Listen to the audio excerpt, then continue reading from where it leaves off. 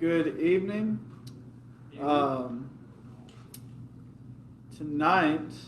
I'm not JT. JT would be teaching right now.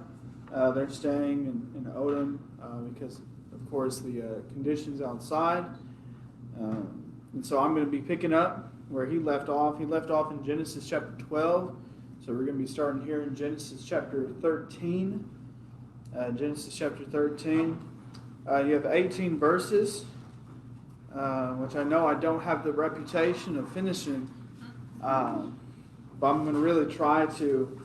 I figure maybe if it's not the book I'm teaching, I might actually do well at it. Genesis 13, you have one major event happens, one repetition of the major event. The major event here is that Abraham and Lot are going to separate. Abraham and Lot have been sojourning together ever since Abram has been called by God in Genesis 12, verses 1 to 3, to go and to go from his country and your kindred and your father's house to a land that I will show you. Abraham was called by God. He's told to go, and Lot has been with him since that time at the very least. Genesis 13 is going to pick up right after the events in Genesis 12 where Abram and Sarai, they went to Egypt. Does anybody remember the reason why they went to Egypt? Because there was a famine in the land. And so they went to Egypt to try and find provisions. And what was Abram's fault while they're in Egypt? He lied. He lied about Sarai, his wife, being his sister in order to save his own skin. And so he's there. And what happened after he had lied? They took his wife. They took his wife. And then, remember, some things began to happen to Pharaoh's household. There are some plagues that fell. And so you have Pharaoh, an ungodly king, an ungodly ruler. He rebukes Abram. He rebukes Abram for bringing this great calamity upon him and his household. So we're picking up here in verse 1. You can see here in verses 1 to 4 that Abram is going to return to the land which he began at. He's going to return back to the promised land. Verses 1 and 4 it reads, "So Abram went up from Egypt, he and his wife and all that he had, and Lot with him, into the Negeb. Now Abram was very rich in livestock, in silver, and in gold. And he journeyed on from the Negeb as far as Bethel, to the place where his tent had been at the beginning, between Bethel and Ai, to the place where he had made an altar at the first. And there Abram called upon the name of the Lord." Okay, so verses 3 and 4, they're going to tell us that Abram has returned back to where he started. You think about his time in Egypt. Abram, he went to Egypt to get provisions. He left with more possessions. Even though Abram left with more possessions, I would say that his time that he spent there was a waste. I would say that because it really demonstrated some great fault in Abram. He had great fault in his faith. If Abram was the man he ought to be, and it's easy to say it like that because we're looking at it with that hindsight. We think about whatever possibilities could lie up beyond for us. But if Abram was to be the man he ought to be, he would have never gone to Egypt. If he was the man of faith he ought to be, he had never gone to Egypt and sought provisions. That plan was his. That plan wasn't God's. God's plan was to go to the land that I will show you. And God said that he was going to bless him exponentially. And Abram should have trusted in that. But instead he went to Egypt because he was a little bit short-sighted for a moment. He was acting, the Bible would use the term presumptuously. David would pray in Psalm 51 to keep me from presumptuous sin. Does anybody know what presumptuous sin is? You know what the word presumptuous means? It's whenever I'm acting on my own accord. Presumptuous sin is I'm insisting that my way is better. I'm insisting that God does not have a plan for whatever the current moment is. When David talked about presumptuous sin in Psalm 51, he was talking about that sin he committed with Bathsheba. And remember, after he committed that sin with Bathsheba, his plan was to have her husband killed.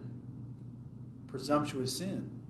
Abram, he fell to presumptuous sin. He saw that he was scarce, or that there was scarcity on the horizon. It's hard to say that he was scarce at the moment, because it tells us time and time again that he had many great possessions. It tells us that he had much, but we also know that he was taking care of a lot of people. And so he began to act presumptuously by saying, either I don't have enough or I'm not going to have enough, so I need to go and take matters into my own hands. Whenever he should have been trusting in God to help him. I think it proves, with the incident with Pharaoh, that Abraham was at fault for this. He should have been trusting in God. Otherwise, perhaps those plagues would have never fallen on Pharaoh in his household. Well, the issue, I think, that arises here is that Abram, he left the place of worship. It's there where he returns here to the promised land. That's where the place of worship is. That's where the altar is. And so Abram, he left that behind, perhaps because he was more confident in his power to lie than he was in God's power to provide. And I think sometimes we might fall short in that aspect of what as well. We think that we can cover things, whether it's lying or whether it's seen in a different, manifested in a different way than lying. Sometimes we begin to trust in ourselves a little bit more than we begin to trust in God, His promises, and His power and ability to bless us. It kind of seems to me, because you look at this journey, he went from Bethel to Egypt and then back to Bethel. That's 450 miles. 450 miles going there and back. That's a lot of wasted space, but it kind of helps to illustrate the point for me, perhaps. We see this also with the Israelites, that if sometimes whenever we want to challenge God and we want to insist that our way is the right way, He's going to let us go in our way. And He's going to let us see exactly how disastrous it is. Abraham insisted in his way. I'm going to Egypt. I'm going to get provisions because of this famine. And he went 450 miles. He got his reputation put in check by an ungodly king. He got a faith check from a pagan, and he returns. I mean, you think about the Israelites. They thought their way was better. You have Korah's rebellion. In number 16, the sons of Korah, they thought that they were more fit to lead the people of Israel than Moses. You think about the spies. They thought that they were not great enough, and they did not trust in the power of God. And so the consequence of the rebellion, the consequence of doubt, okay, you don't want to go my way. You don't want to go and conquer these people in the way that I say that we go and conquer these people. You're going to wander in the wilderness for 40 years. I forget the accurate number here. I think it's either 9 or 11. But from where the spies in Numbers chapter 14 were to the promised land was a 9 or 11 day journey. All they had to do was go in and knock down those giants, and they would be in the land that was promised to Abraham and his descendants. But instead, they insisted on their weakness and not God's power, and they had to wander for 40 years as a consequence. So sometimes we think we know more in God, and God lets us try and play out that scenario. And really, if we're going to be honest, it should be a humbling experience there. You see here that Abram, whenever he returns to the place where he had built an altar, to the place where he made an altar at first. It seems that, at least for a season, we know that Abraham's going to transgress again. He's going to mess up again. The weakness of the flesh is going to present itself once more. As far as this lying scenario, he's going to lie to Abimelech later. But it seems that for a season, Abraham learned his lesson. He learned what God was trying to illustrate to him. And so now he is back at the altar. and he's worshiping again. That's where we need to be whenever we falter. Sometimes we begin to make mistakes, and so we try to sort those things out. Look, you're better off just coming, approaching God, putting it in God's hands than you are ever trying to sort things out on your own. Don't keep wondering, but go back to God's presence. That's where Abram knew he needed to be. That's where he went. You see here verses 5 through 7. 5 to 7, you have a contention between Lot's and Abram's servants.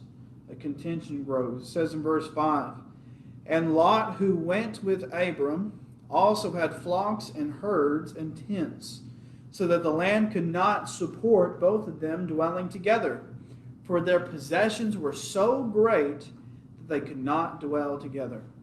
And there was a strife between the herdsmen of Abram's livestock and the herdsmen of Lot's livestock.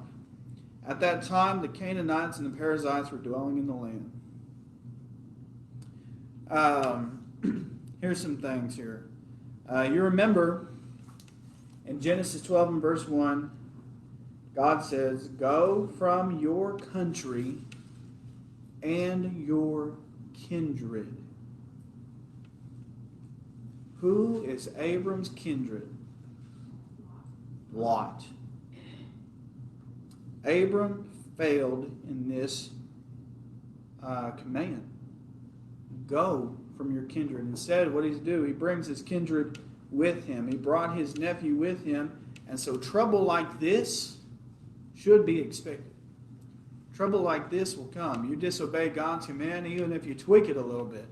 There's going to be an issue. There's going to be an issue that arises. And we see this illustrated here with Abram and Lot. Another point that's interesting to me from these, 3 verses here is right there at the end at verse 7. He says, "At that time, the Canaanites and the Perizzites were dwelling in the land." If I was reading this and I wasn't a preacher, I would kind of be lost in the significance of that. I would be lost as to why Moses found it fit to include that. I know Moses is writing at a time and towards the end of his life, and so maybe at that time the Canaanites and the Perizzites, for the most part, have perished from the land. They've been wiped out, even though that's not even going to be completely done until Joshua goes in and conquests and does his conquest for the land of Canaan. What strikes me about this, and maybe this is why it's here, maybe it's why it's not here for that reason, but here's a good point we can take away from that. The Canaanites and the Perizzites, they were destroyed because of their wickedness, right?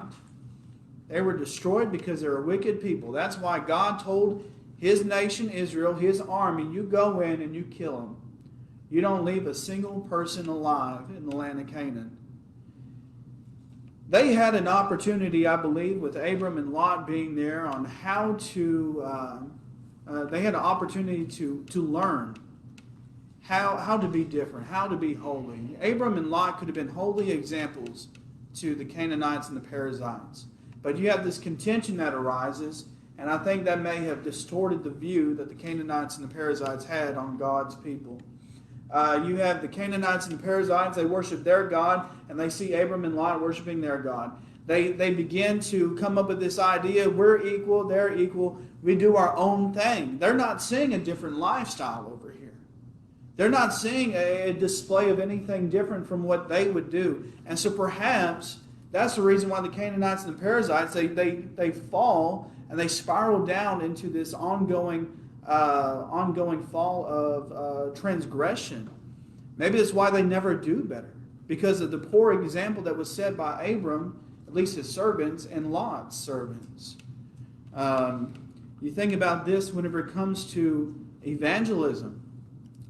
Abram and Lot didn't really understand this, but they were evangelizing for God. They were evangelists for the Lord. They were supposed to be showing the one true living God. And this kind of distorted that. So you think about our evangelism today. Do you think we're going to be able to save many souls if we're not being different, if we're not being holy? Probably not, right? Most certainly not. How can you bring lost souls to Christ if you're not even living for Christ? You think about how difficult it might be for someone who has lived 20 plus years in a sin. Let's say you have a person who's an alcoholic for 20 plus years. He becomes a Christian and he goes and tries to talk to his family, and they go, "Yeah, right, man, you're that guy. You used to be an alcoholic. You used to beat your wife. You used to do this, that, and the other." And you say, "Look, I'm different. Yeah, well, we've never seen it before. I mean, not living a godly lifestyle definitely influences and takes away, diminishes our ability to evangelize. It's vitally important that we live in the way we ought to live. Peter talked about that in 1 Peter chapter 1 and verse 12. Keep your conduct among the Gentiles pure. Pure. That way they might have nothing evil to say about you, and also so that you can glorify God on the day of visitation. Well, how is that seen? Glorifying God on the day of visitation? Bringing souls to Him. Taking your talent and coming back with 10. That's what that is. And so perhaps Abram and Lot, they failed in that responsibility. All right, we'll continue. Verses 8 and 9. You have Abram's offering to Lot. This is a very generous offering here. It says, Then Abram said to Lot, Let there be no strife between you and me, and between your herdsmen and my herdsmen, for we are kinsmen. Is not the whole land before you? Separate yourself from me. If you take the left hand, then I will go to the right. Or if you take the right hand, then I will go to the left.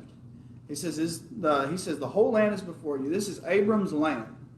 This is the land that God gave to Abram. And yet he's saying, Lot, you can have some of it if you want. If this is going to cease the contention here, you go your way, I'll go my way. I'll generously give you what is my possession. This is Abram's possession. This isn't a mandatory offering.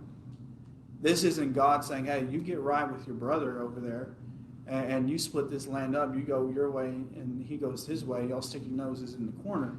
No, he's saying Abram is purely offering this out of generosity and love. He even goes on to say, if you take the left, and I will go right. Abram could be fighting for this land if he wanted to. It's his land. He doesn't have to give it up. But Abram says, look, you can have whatever part you want. He yielded over to Lot not because of weakness, but because of love and trust in God. He goes, you want the left side? You take the left side. I'll take the right side. It doesn't matter to me. I know if I'm over here on the right side, Abram learned this in Egypt. If I'm over here on the right side, God's going to take care of me. He's going to provide for me. If you want the right side, I'll go over to the left side. You know why? Because God's going to take care of me. All I got to do is trust in Him, and He will guide me through. And so He offers that in this way. The land that was Abram's didn't seem like it was worth fighting for. And that's because Abram didn't have a momentary, a limited view of things. He had an eternal view of things. We're talking about Abram as a man who had an eternal perspective. In Hebrews chapter 11, we read that he was looking for a city whose builder and founder was God. That's what he's looking for. He's looking for something beyond this world. He's not caught up in the material aspects of it. As you think about Abram's offering here to Lot, this peace offering, if you will, this is Abram fulfilling a New Testament principle of love. Philippians chapter 2 and verse 4, it says, Let each of you look out not only to his own interests, but also to the interests of others. Abraham is trying to sow peace here. He even says, if you go to the right, then I will go to the left. Right or left, it doesn't matter to Abram, because he knew that he could put his trust in God. Any thoughts, questions about that, or what we've talked about thus far? Okay. Let's look here at verses 10 to 13. 10 to 13. Lot chooses his portion of the land. Verses 10 to 13. It says here in verse 10, And Lot lifted up his eyes and saw that the Jordan Valley was well watered everywhere, like the garden of the Lord, like the land of Egypt in the direction of Zoar. This was before the Lord destroyed Sodom and Gomorrah. So Lot chose for himself all the Jordan Valley, and Lot journeyed east. Thus they separated from each other. Abram settled in the land of Canaan, while Lot settled among the cities of the valley and moved his tent as far as Sodom. Now the men of Sodom were wicked, great sinners against the Lord.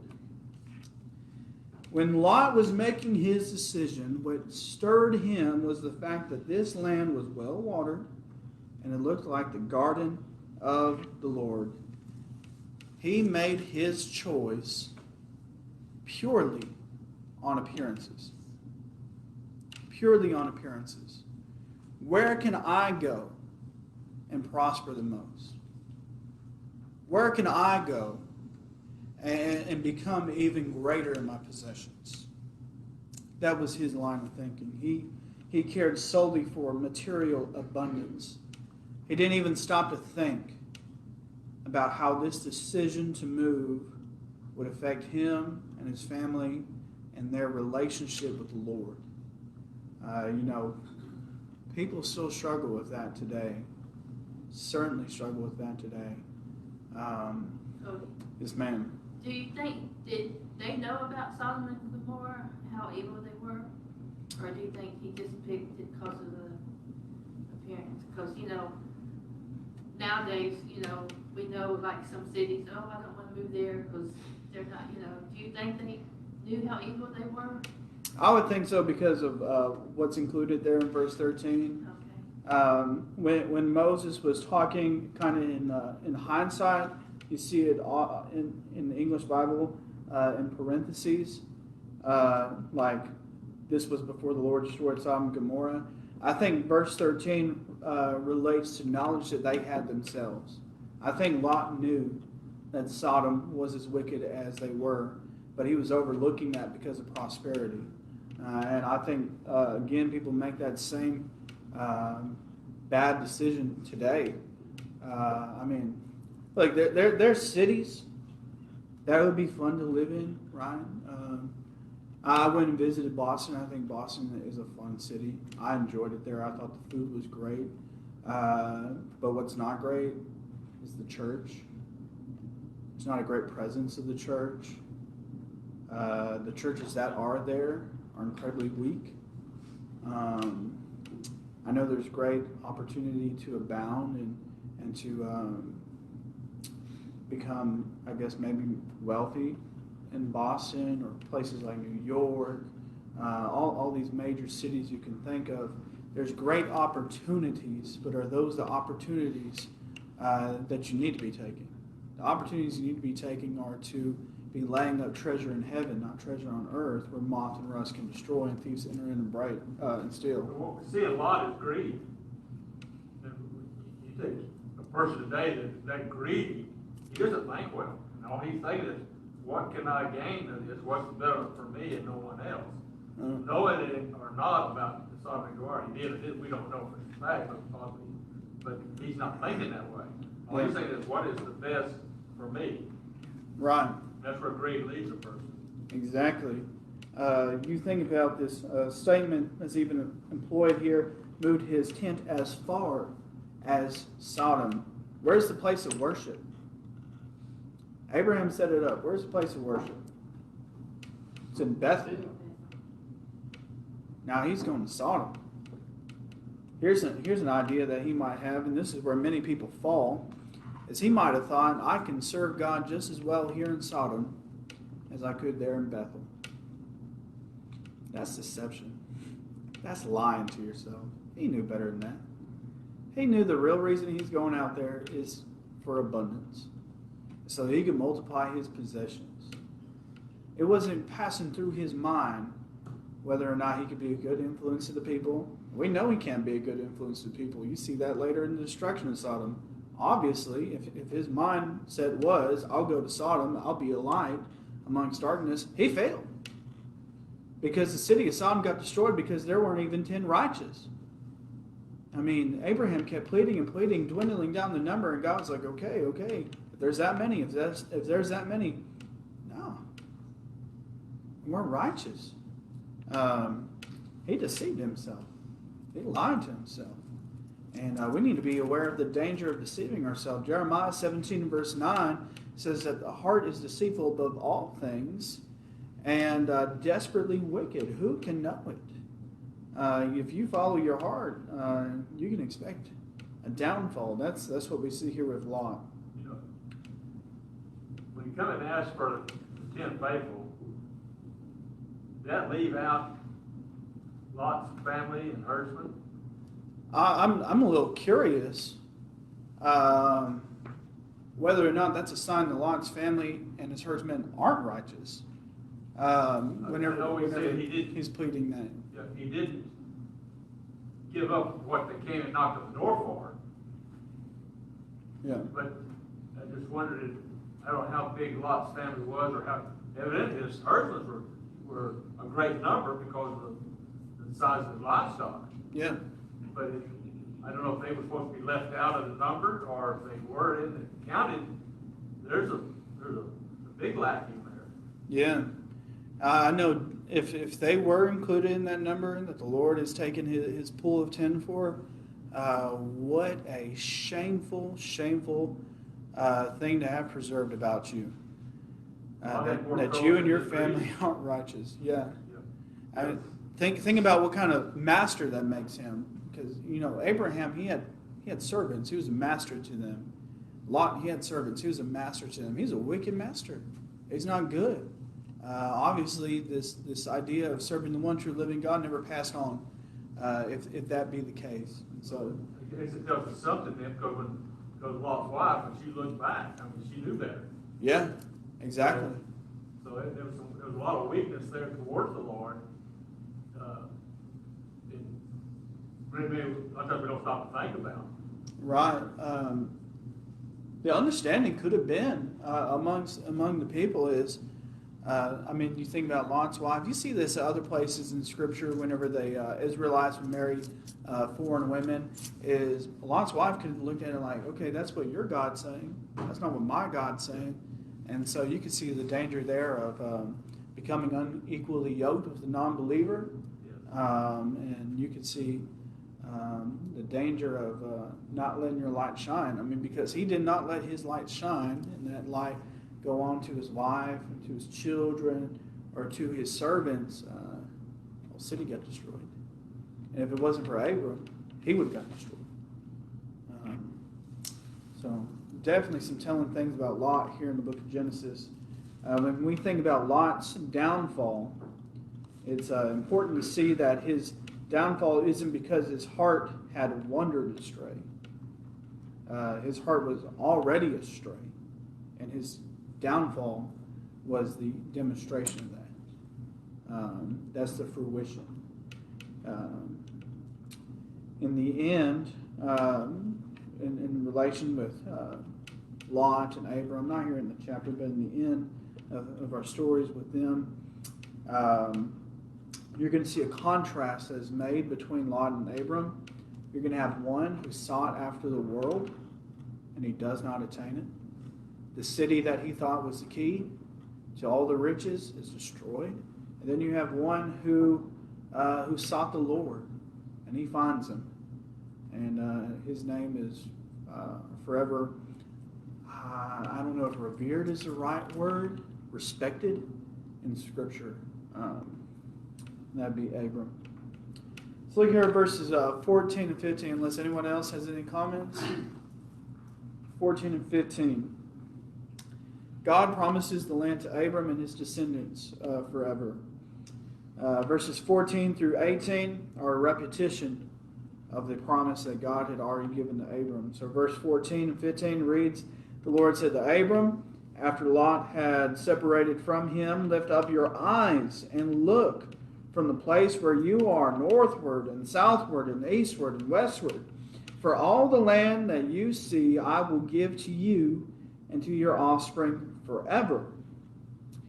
God is reiterating this great promise. And this comes after Lot had separated. This is so as we talk about this land promise, Lot's gone. This is Abraham's promise. This is the promise to Abraham. not to Lot.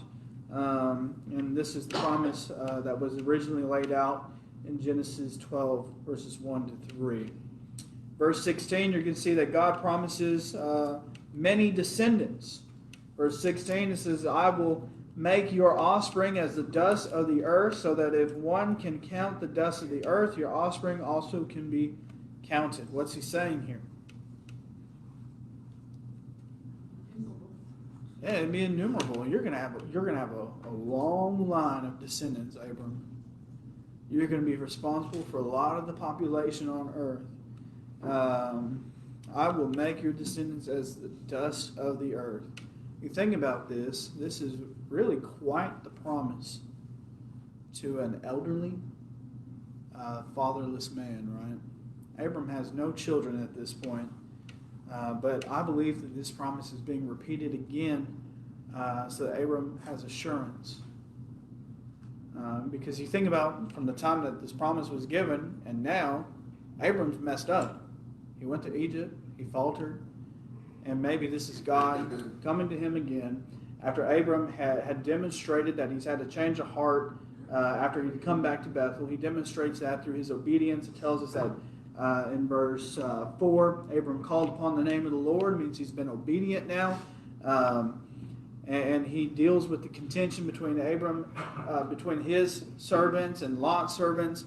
And so maybe he's demonstrated some good change. And God wants him to understand, look, the promise I gave you, whenever I called you out and you hadn't messed up yet, that's still yours. I'm still going to give you that. And I mean, that should be a great confidence to Christians, right? I think some people forfeit the race once they fall a little bit, once they begin to stumble. Some people forfeit the race, saying, man, I surely can't have heaven. Surely can't have it. Yeah, you can. Get back up, keep running. God says you can have it. Abram, he got back up and running, and these promises are his again. Look here, verses 17 and 18. Abram is going to walk through the land that God gives him. Verse 17 and 18 says, arise, walk through the land, walk through the length and the breadth of the land, for I will give it to you. So Abram moved his tent and came and settled by the oaks of Mamre, which are at Hebron, and there he built an altar to the Lord. Two things from these last two verses. Mamre and Hebron. Mamre means vision. Hebron means communion. Maybe this is just way out in left field here, but you have Abram. He is walking in the Lord's vision now. The Lord's vision for him. He's not walking by sight. He's walking by faith. 2 Corinthians chapter 5 and verse 7. And so now, as he's walking in the Lord's vision, he's walking in communion with the Lord. Perhaps settling here bared some sort of significance to him and that turning point in his life that I'm going to do as my Lord instructs me. I'm going to maintain that communion with him. Another point here is that he built an altar to the Lord. He moved away from Bethel. That's where one altar was. That's one place of worship. He moves to another place. He doesn't say, okay, I'm going to travel all that distance. I should have looked at the distance between these two before class. I didn't think about it till now.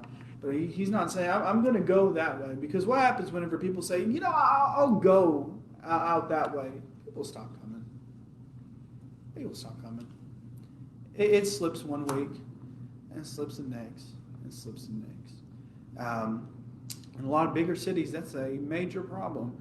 A lot of bigger cities with a lot of churches nearby, and so people have all these different choices in where they want to worship. Oh, I can worship at this congregation, I can worship at that congregation. And so they find a congregation that they like. They go and they worship at that congregation. They enjoy the preaching, but it's 30 minutes away, and they're thinking, no, I'll be there. I'll be there. And then one Sunday happens whenever they might have a little acid reflux and they're not feeling too well and they're feeling groggy and they're going, oh, I really don't want to go all that way. So they slip that one week. And then they slip another week. and then before you know it, they're gone. They're gone. Happens all the time. And maybe Abram was cautious of that, but really, if it illustrates anything about Abram, it's that Abram understood that his life was about the service of God. He understood that he needed to be continually offering sacrifices. You see Job doing this, the patriarch Job, continually offering sacrifices for the sake of his children in case they had sinned. Abram understood, I need to be continually in a place where I can offer pleasing sacrifices to my God for when I sin, and I need to be in a place where I can worship him. That's the difference between Abram and Lot. Lot's end goal is, where can I go and feed my sheep so that I can have more? Abram's end goal, wherever I go, I'm bringing the Lord with me. So there's a stark difference between the two that I notice here in this chapter. Anybody have any thoughts about this? Yeah, of course, when he started, he was 75 years old. Yeah, He's a little older now. right. Yeah, he'd be anywhere from 75 to 80. Right, I would say. Oh. About 20 years before he has kids. Yeah. 20 years is a long way out. Yeah. A long way out. I could not even imagine being 44 right now. Right? Doyle wishes he was 44 again. I can't imagine that.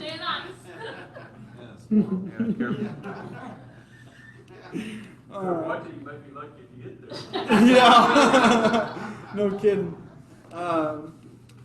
Let's see. That's all I have prepared for Genesis 13 for Bible class this evening. And so I'm going to ask Luke, if you would, lead us in a closing word of prayer. And then we'll make a transition to a time of worship.